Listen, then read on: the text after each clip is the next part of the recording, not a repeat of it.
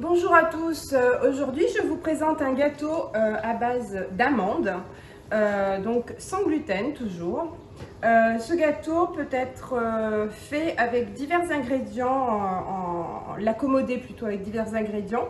Donc moi en règle générale je le fais aux pépites de chocolat ou alors tout chocolat ou alors avec des raisins secs macérés dans le rhum, ça c'est super bon.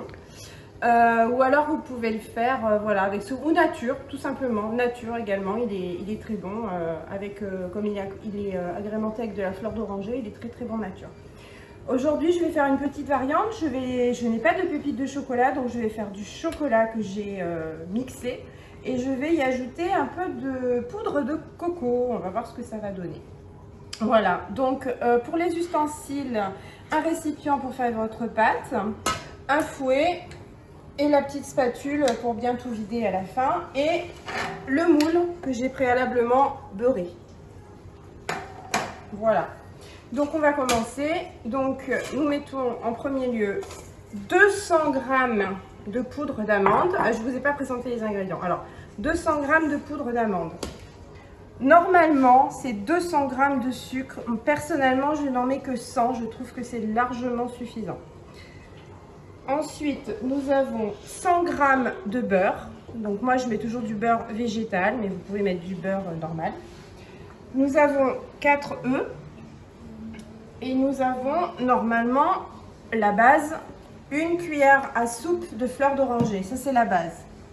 Là, pour aujourd'hui, donc, je vais rajouter du chocolat en poudre. Alors, il n'y a pas vraiment de dose, c'est un peu à votre convenance. Là, c'est le chocolat que j'ai mixé, du chocolat à 70%, noir.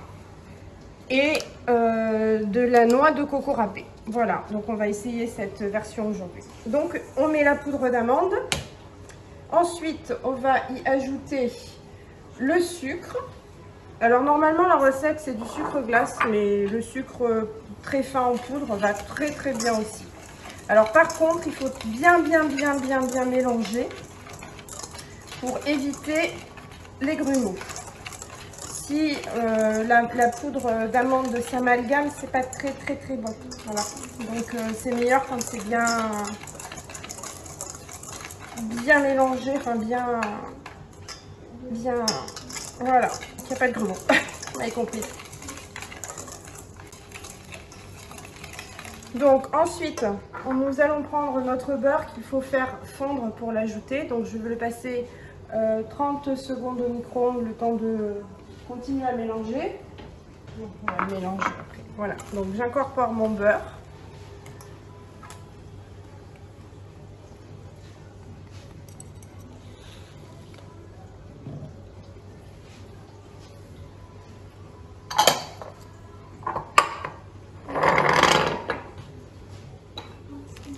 Voilà.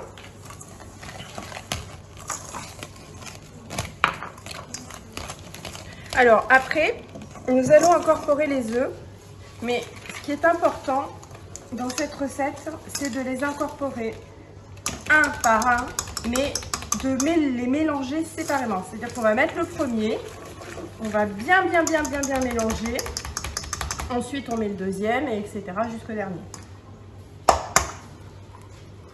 On essaye de ne pas mettre les coquilles. Voilà.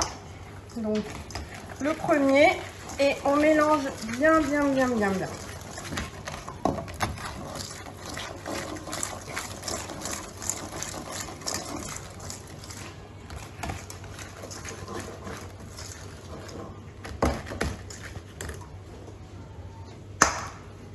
deuxième.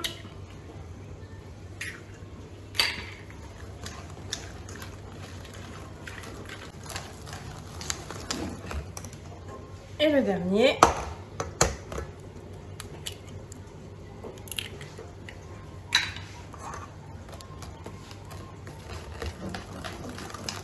Voilà, vous voyez, ça nous fait une pâte bien lisse, bien homogène, sans grumeaux.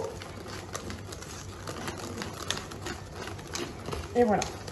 Donc, une fois qu'on a fait ça, on va rajouter notre fleur d'oranger. Donc, bon, une cuillère à soupe normalement, hein, en gros. Alors moi j'en mets toujours, peu importe les ingrédients que je rajoute dedans. Voilà, là normalement c'est la base, vous pouvez le faire simplement comme ça.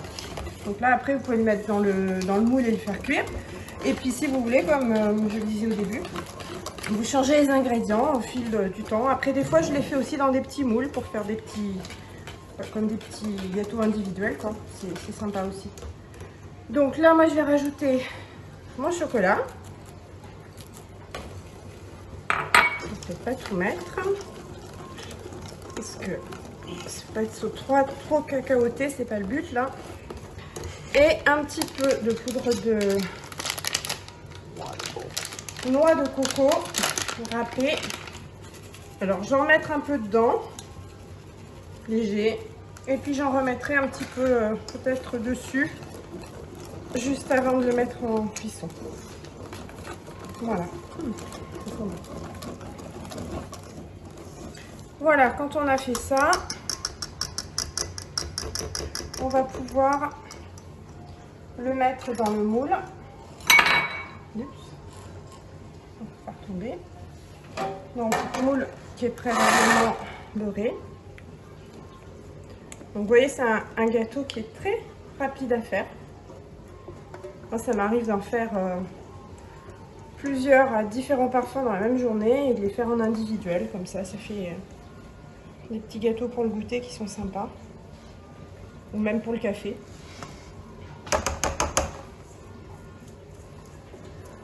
Ou quand vous avez beaucoup de monde qui vient, par exemple, vous pouvez en faire à plusieurs parfums. Au chocolat pour les enfants et au rhum raisin pour les adultes, par exemple. Je vais mettre un petit peu de coco dessus pour la déco. Voilà.